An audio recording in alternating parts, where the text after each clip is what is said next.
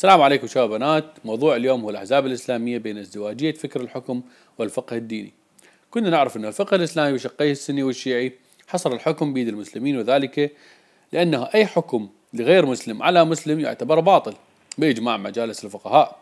لا بل ذهب الكثيرين من بأنه واجب على الغير مسلم أن يدفع الجزية للمسلم حتى لو كانوا حكومات ودول.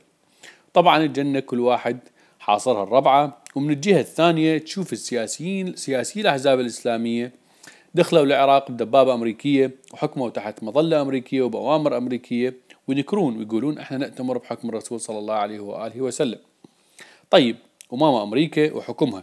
لا جائز، هم صادقين، لأنه أمريكا نبيهم والخراب دينهم والبيت الأبيض قبلتهم. طبعا العتب مو عليهم، العتب على الشعب اللي صاير يطلع مشاين النجف وكربلاء والكاظم فدوى اسمهم، وعايف الخضراء بكل حراميتها اللي بيها يسرحون ويمرحون.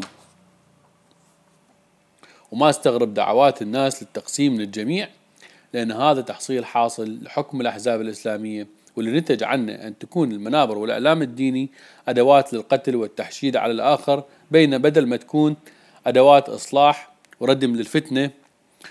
وختاما اليوم أقولها وبكل مرارة، الإسلام السياسي أرجعنا إلى زمن الجاهلية الأولى والتعصب والعبودية، التعصب للعشيرة والمذهب، والعبودية لشيخ العشيرة ورجل الدين، ثم بالتالي للسياسي، وهو المستفيد الوحيد من كل هذا. تحياتي لكم، تحياتي للطيبين، كانوا وياكم راس الخفاف.